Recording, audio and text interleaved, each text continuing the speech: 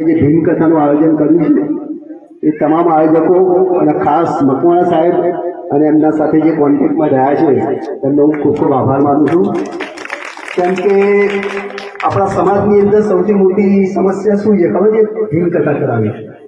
જો આપણે સત્યનારાયણની કથા કરાવી હોય, નવરાત્રિ કરાવી હોય, ગણપતિ બેસાડવા હોય તો કોઈને કહેવા નહીં જવું.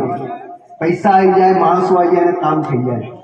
જ્યારે બાબા સાહેબ આંબેડકરની ભીમ કથા કરાવી હોય કે બાબા સાહેબનું કામ કરાવવું હોય એટલે લોઢાના ચણા ચાવવા બરાબર છે. એટલે ખૂબ ખૂબ આભાર માનું છું કે આજે ભીમ કથાનું આયોજન કર્યું. અને ખાસ તો આભાર મારે તમારા લોકોનો એટલા માટે માનવો જોઈએ કે આટલી મોટી સંખ્યામાં એક જોરદાર બહેનો માટે તાલી થઈ જાય.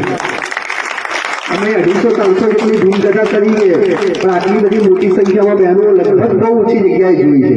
એટલે બહેનોમાં જાગૃતિનું પ્રમાણ આ ગામમાં વધારે જેવું લાગી રહ્યું છે. બીજું એક વાત મને બહુ જ ગમી છે કે તમે લોકોએ માતા રમાબાઈનો ફોટો મૂક્યો છે. આ આઈડિયા કોના આવ્યો મને ખ્યાલ નથી, પણ જેનો પણ આઈડિયા આવ્યો એના માટે પણ એક તારીફ આવે. હા, કેમ કે માતા રમાબાઈને કોઈ ઓળખતું નથી હજી સુધી. બાબા સાહેબ આંબેડકરને તો બધા ઓળખે છે, પણ માતા રમાબાઈ આંબેડકરને હા જીતુભાઈ માટે એક જોરદાર તારીફ આવે. કેમ કે બાબા સાહેબ આંબેડકરે પણ કહ્યું હતું કે કોઈ પણ સમાજની પ્રગતિની નિશાની કેવી રીતે ખબર પડે કે સમાજની સ્ત્રીઓની દશા કેવી છે એના પર આધાર રાખે છે. અને અમે આટલા બધા ભીમ કથાઓ કર્યા, એમાં રમાબાઈનો ફોટો લગભગ મેં નથી જોયો અને પહેલો ફોટો મૂક્યો છે એટલે અમને બહુ આનંદ થયો. તમને જાણીને એક શું કહે આનંદ પણ થશે કે આખા ગુજરાતની અંદર સૌથી પહેલો માતા રમાબાઈની પ્રતિમા સ્ટેચ્યુ અમારી દૂધવાડી ચાલીએ મૂકી છે. આમ તો ઇન્ડિયાની અંદર લગભગ મને ખ્યાલ છે ત્યાં સુધી 4-5 જગ્યાએ માતા રમાબાઈનું સ્ટેચ્યુ છે. યુપીની અંદર કદાચ પેન્જીએ મુકાયું અને ગુજરાતની અંદર તો પહેલું સ્ટેચ્યુ અમે મૂક્યું એટલા માટે કે માતા રમાબાઈ આંબેડકરને માન સન્માન આપવા માટે. એટલે જ્યારે પણ તમે લોકો અમદાવાદ જાઓ ત્યારે માતા રમાબાઈ આંબેડકરનું સ્ટેચ્યુ ચોક્કસ જોજો, એ અમારી વિનંતી છે. સૌથી પહેલા મારી ઓળખાણ આપી દઉં. મારું નામ Prakashbhai Banker, State Bank of India Laldarwaja main બ્રાન્ચમાં એઝ અ સિનિયર આસિસ્ટન્ટ તરીકે જોબ કરું છું. અને છેલ્લા લગભગ 30 વર્ષથી બાબા સાહેબ આંબેડકરના સાહિત્યનો પ્રચાર પ્રસારનું કામ કરીએ છીએ. તો ભીમ કથા એટલે શું? તમે લોકો તો કહેશો કે અમે લોકોએ તો અત્યાર સુધી સત્યનારાયણની કથા કરી છે, બધી ખબર છે સત્યનારાયણની કથામાં શું થાય, બરાબર? એટલે આપણે એમાં નહીં પડતા, પણ ભીમ કથા એટલે શું અમને ખબર નથી. તો ભીમ કથા એટલે Baba Saheb આંબેડકરનું life and mission, Baba Saheb આંબેડકરનું જીવન અને કાર્ય, બાબા સાહેબ આંબેડકર આપણા માટે જે કરી રહ્યા છે એની વાત અમે તમને કહેવા આવ્યા છીએ.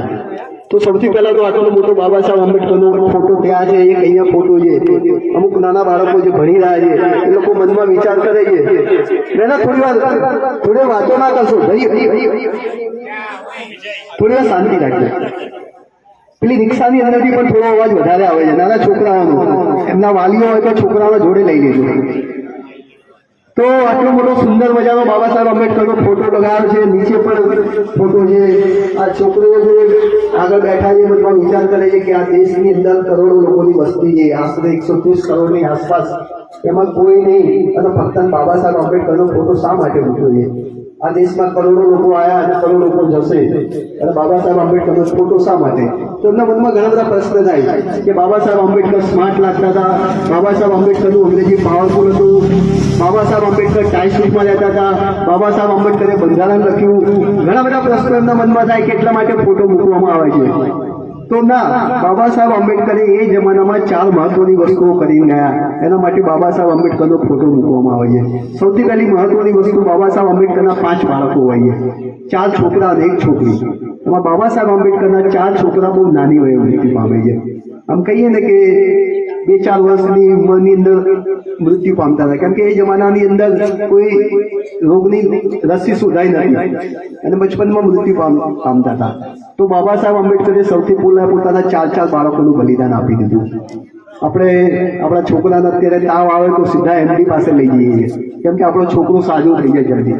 તો બાબા સાહેબ આંબેડકરે એમના છોકરાઓ તરફ ધ્યાન ના આપી શક્યા. બીજું બલિદાન માતા રમાબાઈ આંબેડકરનું. કેટલું બધું ત્યાગની મૂર્તિ, એક અભણ સ્ત્રી હતી પણ એક ત્યાગની મૂર્તિ હતી. બાબા સાહેબ આંબેડકર તો અમેરિકાની કોલંબિયા યુનિવર્સિટીની અંદર 18 કલાક ભણતા હતા. રમાબાઈ આંબેડકર પોતે ઘર ચલાવતા હતા. કેવી રીતે ઘર ચલાવતા હતા? સાંભળવા જેવું. રમાબાઈ આંબેડકર પોતે છાણ વીણવા જતા હતા. ક્યારે જાય? સાંજે જાય, કેમ કે કોઈ રમાબાઈને જોઈ ના જાય એટલા માટે. તો રમાબાઈ આંબેડકર છાણી ઉડવા જાય, એના છાણા બનાવે, એ છાણા વેચીને એમાંથી જે પૈસા હોય એમાંથી ઘર ચલાવતા. તો ઘરની અંદર 6-7 લોકો રહેતા હતા, બાજરાના 4-5 રોટલા બનાવતા હતા, અને એમાંથી છેલ્લે જે વધ્યું ઘટ્યું હોય ને એમના ભાગે આવતું હતું. તો આ રીતે અર્ધભૂખી હાલતમાં રહેતા હોવાના લીધે રમાબાઈ આંબેડકરનું મૃત્યુ 27 મે 1935ના દિવસે થાય છે. બહુ નાની ઉંમરમાં 36-37 વર્ષની ઉંમરમાં રમાબાઈનું મૃત્યુ થાય છે. રમાબાઈનું મૃત્યુ કેમ થાય છે? રમાબાઈ આંબેડકરનું મૃત્યુ ટીબીના રોગના લીધે થાય છે. આજે તો તમે ટીબીનો 6-8 મહિનાનો ડોટનો કોર્સ કરો એટલે ટીબી મટી જાય છે. એ જમાનામાં ટીબી એ રાજરોગ કહેવાતો. રાજરોગ એટલે કે જેની કોઈ દવા નથી, એ રોગ એટલે રાજરોગ કહેવાતો હતો. તો ટીબીનો રોગ કેમ લાગુ પડે છે? ટીબીનો રોગ એટલા માટે લાગુ પડે છે કે માણસને પૂરતું 2 ટાઈમ ખાવાનું ના મળે એટલે ટીબીનો રોગ લાગુ પડે. તો રમાબાઈ આંબેડકર ઘણીવાર અર્ધભૂખી હાલતમાં રહેતા હોવાના લીધે રમાબાઈ આંબેડકરને ટીબીનો રોગ લાગુ પડે છે, અને રમાબાઈ આંબેડકર ટીબીના રોગના લીધે મૃત્યુ પામે છે. બાબા સાહેબ આંબેડકર તો ઘણીવાર એવું કહેતા હતા કે મારી પત્નીને લઈને એને ઇંગ્લેન્ડ અમેરિકા લઈ જાઉં, એના ટીબીના રોગની સારવાર કરાવું. પણ બાબા સાહેબ આંબેડકર જેવા ઘરની બહાર નીકળતા હતા એવું એમના ઘર ભૂલી જતા હતા, પોતાના બાળકોને ભૂલી જતા હતા. એમના આપણા એ જમાનામાં 7 કે 8 કરોડ જે દલિતો હતા એની ચિંતા રહેતી હતી. તો બાબા સાહેબ આંબેડકરના એક ભૂલ હતી એમના મગજમાં કે હું એવું શું કામ કરીને જાઉં કે મારા સમાજના લોકોને માન સન્માનના હકના અધિકાર મળે, એના માટે હું ફાઇટ કરું. તો રમાબાઈ આંબેડકરનું મૃત્યુ જે રીતે ટીબીના રોગના લીધે થયું તો ત્યાગના બલિદાનના દેવી હતા રમાબાઈ આંબેડકર. આજના જમાનામાં તો જે ગવર્મેન્ટ સરકારી કર્મચારી હોય એમના પત્નીનો રોગ તમે જોયો છે ને, કેટલો બધો હોય છે. તો